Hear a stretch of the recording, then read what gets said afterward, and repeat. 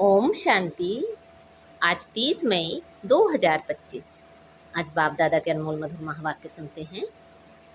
मीठे बच्चे, तुम अभी शांति धाम सुख धाम में जाने के लिए ईश्वरीय धाम में बैठे हो। यह सत का संग है जहाँ तुम पुरुषोत्तम बन रहे हो।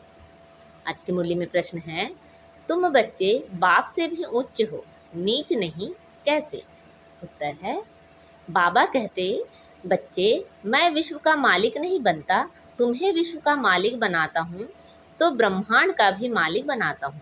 मैं उच्च से उच्च बाप तुम बच्चों को नमस्ते करता हूँ, इसलिए तुम मेरे से भी उच्च हो। मैं तुम मालिकों को सलाम करता हूँ, तुम फिर ऐसा बनाने वाले बाप को सलाम करते हो। ओम शांति। मीठे मीठे रूहानी बच्चों को नमस्ते। रिस्पॉन्ड भी नहीं करते हो, बाबा नमस्ते, क्योंकि बच्चे जानते हैं बाबा हमको ब्रह्मांड का मालिक भी बनाते हैं और विश्व का मालिक भी बनाते हैं। बाप तो सिर्फ ब्रह्मांड का मालिक बनते हैं, विश्व का मालिक नहीं बनते। बच्चों को ब्रह्मांड और विश्व दोनों का मालिक बनाते हैं, तो बताओ बड़ा कौन ठहरा?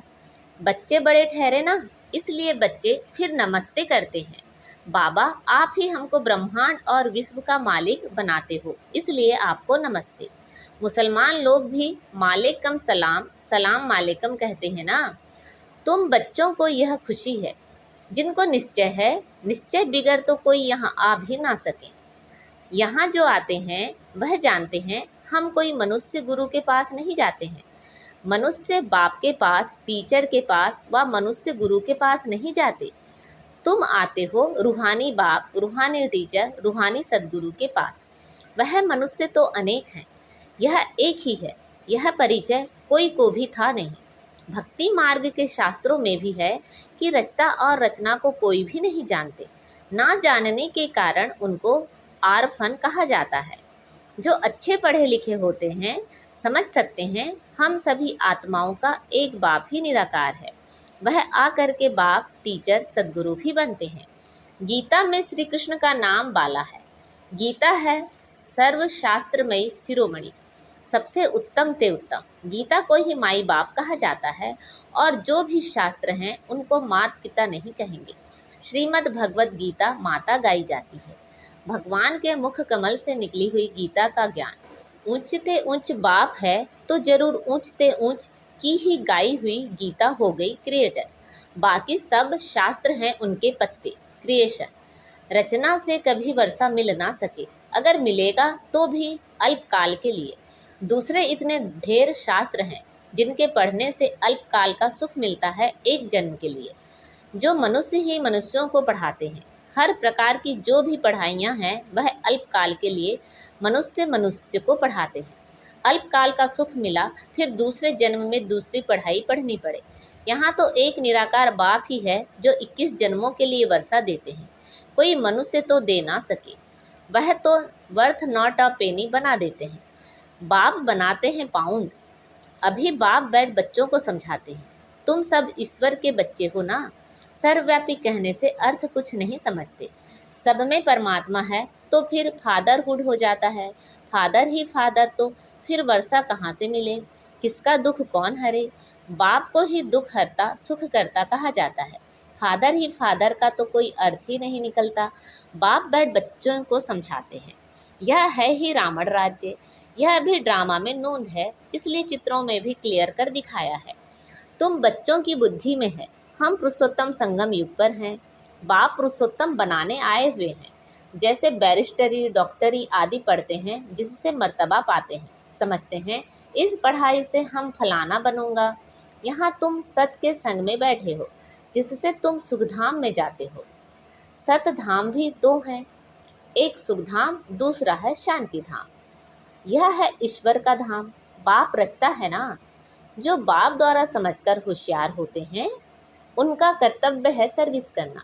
बाप कहेंगे, तुम अभी समझकर होशियार हुए हो तो शिव के मंदिर में जाकर समझाओ। उन्हें बोलो, इस पर फल फूल, मक्खन, घी, अक के फूल, गुलाब के फूल वैरायटी क्यों चढ़ाते हो? कृष्ण के मंदिर में अक के फूल नहीं चढ़ाते हैं, वहाँ बहुत अच्छे खुशबूदार फूल ले जाते हैं। शिव के आगे अक के फूल तो गुलाब के फूल भी चढ़ाते हैं। अर्थ तो कोई जानते नहीं।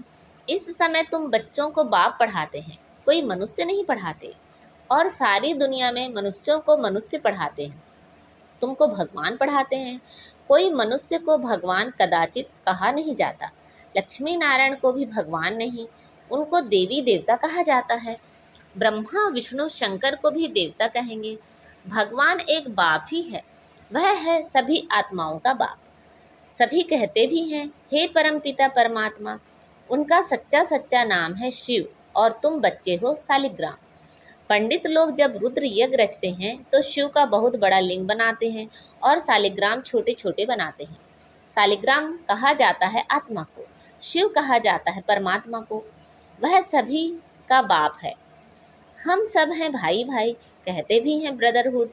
बाप के बच्चे हम भाई भाई हैं, फिर भाई बहन कैसे हुए? प्रजापिता ब्रह्मा के मुख से प्रजा रची जाती है, वह है ब्राह्मण और ब्राह्मणियाँ। हम प्रजापिता ब्रह्मा की संतान हैं, इसलिए बीके कहलाते हैं। अच्छा, ब्रह्मा को किसने पैदा किया? भगवान ने। ब्रह्मा विष्णु शंकर, यह सब क्रिएशन है। सूक्ष्मतन की भी रचना हो गई। ब्रह्मा मुख कमल से तुम बच्चे निकले हो। ब्राह्मण ब्राह्मणियाँ कहलाते हो। तुम ब्रह्मा मुख वंशावली अडॉप्टेड हो। प्रजापिता ब्रह्मा बच्चे कैसे पैदा करेंगे? जरूर अडॉप्ट करेंगे। जैसे गुरु के फॉलोअर्स अडॉप्ट होते हैं, उनको कहेंगे शिष्य। तो प्रजापिता ब्रह्मा सारी दुनिया का पिता हो गया। उनको कहा जाता है great great grandfather. Prajapita Brahma तो यहाँ चाहिए ना। सूक्ष्मतन में भी ब्रह्मा है, नाम गाया हुआ है ब्रह्मा विष्णु शंकर, परंतु सूक्ष्मतन में प्रजा तो होती नहीं। प्रजापिता ब्रह्मा कौन है, यह सब बाप बैठ समझाते हैं। वह ब्राह्मण लोग भी अपने को ब्रह्मा की औलाद कहते हैं। अब ब्रह्मा कहाँ है? तुम कहेंगे यह बैठे हैं, वह कहेंगे होकर गया है, वह फिर अपने को पुजारी ब्राह्मण कहलाते हैं। अभी तुम तो प्रैक्टिकल में हो। प्रजापिता ब्रह्मा के बच्चे आपस में भाई बहन हो गए। ब्रह्मा को अडॉप्ट किया है शिव बाबा ने। कहते हैं, मैं इस बूढ़े तन में प्रवेश कर तुमको राजयोग सिखलाता हूँ। मनुष्य को देवता बनाना यह कोई मनुष्य का काम नहीं है, बाप को ही रचता कहा जाता है। भारतवासी जानते हैं शिव जयंती भी मनाई जाती है। शिव है बाप।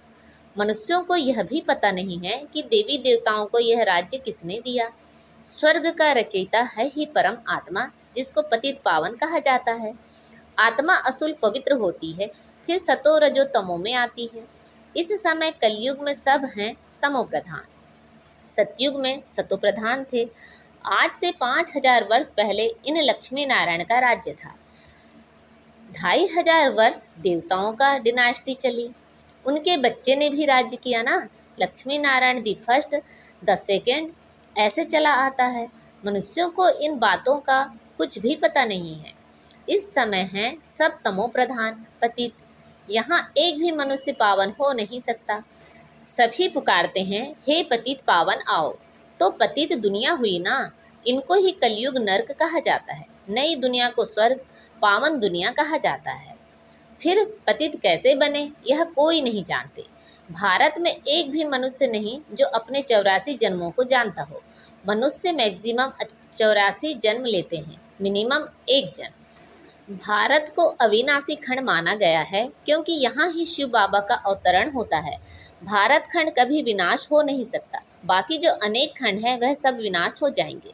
इस समय आदि सनातन देवी देवता धर्म प्राय लोप हो गया है। कोई भी अपने को देवता नहीं कहलाते हैं क्योंकि देवताएं सतो प्रधान पावन थे। अभी तो सभी पतित पुजारी बन गए हैं।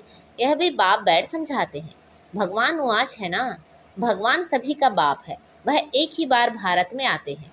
कब आते हैं? पुरुषोत्तम संगम युग पर।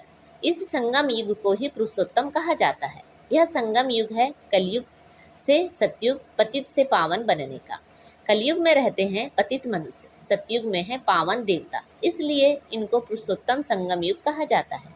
जबकि बाप आकर पतित से पावन बनाते हैं। तुम आए ही हो मनुष्य से देवता पुरुषोत्तम बनने। मनुष्य तो यह भी नहीं जानते कि हम आत्माएं निर्वाण धाम में रहती हैं, वहां से आते हैं पाठ बजाने। 22 नाटक की आयु 5000 वर्ष है। हम इस बेहद के नाटक में पाठ बजाते हैं। इतने सब मनुष्य पाठधारी हैं। यह ड्रामा का चक्र फिरता रहता है, कभी बंद होने का नहीं है। पहले पहले इस नाटक में सतयुग में पाड़ बजाने आते हैं देवी देवता, फिर त्रेता में क्षत्रिय। इस नाटक को भी जानना चाहिए ना, यह है ही कांटों का जंगल, सब मनुष्य दुखी हैं। कलयुग के बाद फिर सतयुग आता है। कलयुग में ढेर मनुष्य हैं, सतयुग में कितने होंगे? बहुत थोड़े। आदि सनातन सूर्यवंशी देवी देवताएं ही होंगे। यह पुरानी दुनिया अब बदलनी है। मनुष्य सृष्टि से फिर देवताओं की सृष्टि होगी।